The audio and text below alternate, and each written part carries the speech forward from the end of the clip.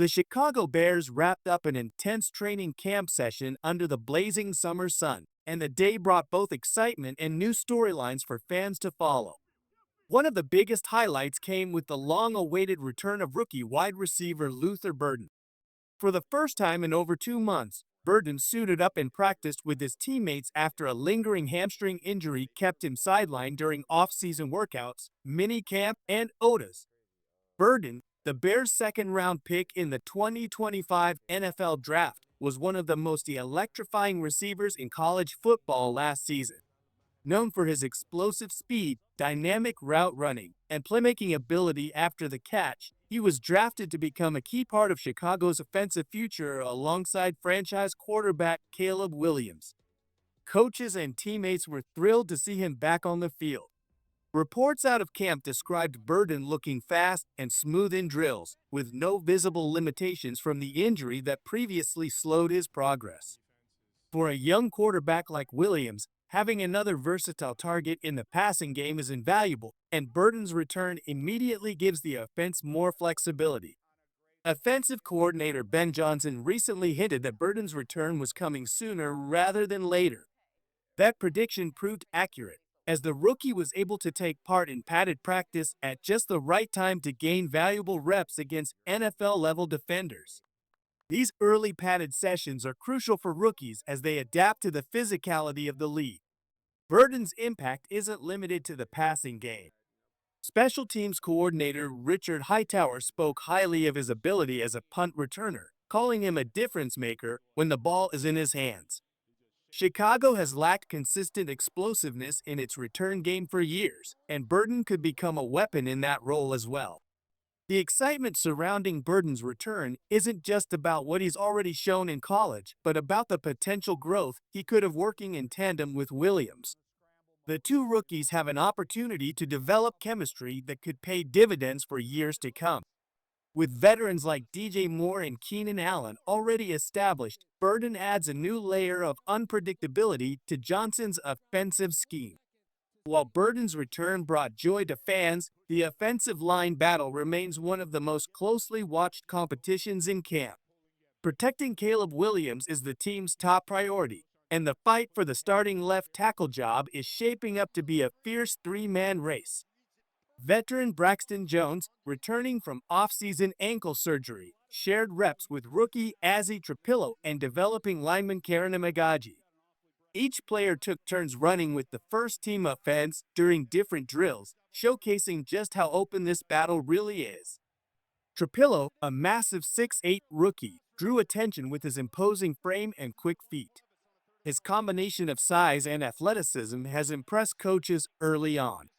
Jones, on the other hand, is a proven starter with experience protecting the quarterback's blind side, but the coaching staff is making it clear that nothing will be handed to him without competition. Reports from practice highlighted the offensive line's progress overall, with improved communication and more physicality now that padded practices have begun.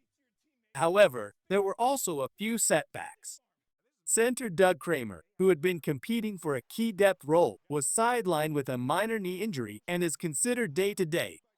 Before we continue with more updates, make sure to subscribe to the channel, hit the like button, and turn on the notification bell so you never miss breaking Chicago Bears news. Let's move on to the latest updates. With Kramer out, Luke Newman stepped in as the second-team center but had a few low snaps during team drills. Despite that, Newman's versatility is seen as a valuable asset, as he can play both guard and center, skills that could make him an important utility lineman during the season. Offensive line depth has been a major priority for General Manager Ryan Poles, who has rebuilt the unit over the past 2 years. The Bears struggled with pass protection in previous seasons, and developing a reliable group to protect their rookie quarterback is essential. Trapilo's progress will be one of the biggest storylines to monitor. If he can adjust quickly to NFL-level competition, Chicago may have found its long-term answer at left tackle on a cost-effective rookie deal. Jones remains the safer option, but the Bears clearly value competition as they work toward building an elite offensive line. Beyond the offensive line, several players on both sides of the ball stood out during practice. Rookie tight end Colston Loveland continued to impress, making a highlight reel grab during 7-on-7 drills. Loveland's athleticism and size give Williams another big target over the middle of the field, potentially transforming the Bears' passing attack in the red zone. Veteran receiver DJ Moore also had a big moment, winning a deep rep against Tariq Stevenson and making a difficult sliding catch from Williams. Moore, who signed a major contract extension earlier this year, is eager to take another step forward after two productive but challenging seasons in Chicago's offense. Another offensive bright spot was rookie running back Kyle Monangai, who showed off his versatility by running with power and making several impressive receptions out of the backfield. The Bears envision Monangai as a player who can contribute as both a runner and a pass catcher, adding another wrinkle to Johnson's offensive scheme. Defensively, the day brought some concern when recently signed edge rusher Tonah Kpassagnon left practice with what appeared to be a right hand or wrist injury. Kpassagnon, a big-bodied defensive end at 6'8" and 289 pounds, was added to provide depth and experience to Chicago's defensive line. Losing him for any extended period could push the Bears to explore free agent options to bolster their edge rotation.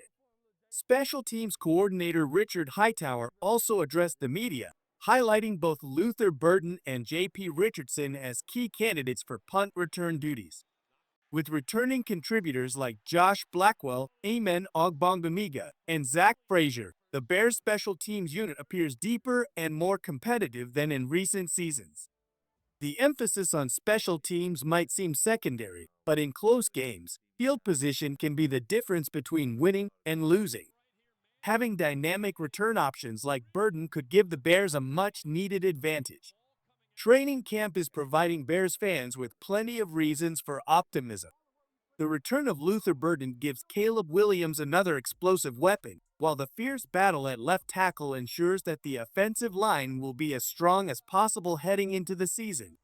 Although injuries to players like Doug Kramer and Tonah Kpassagnon are setbacks, the Bears' overall depth and roster competition are positive signs of a team built to contend in the long term. As practices continue, all eyes will remain on Williams' chemistry with his young receivers, Loveland's continued emergence as a key weapon, and the outcome of the left tackle battle. With Burton back and new playmakers emerging, Chicago's offense could be far more dynamic than in past seasons. This training camp is shaping up to be one of the most exciting in recent memory. If Burton, Williams, and the offensive line continue to progress, the Bears could finally be on the verge of turning the corner in 2025.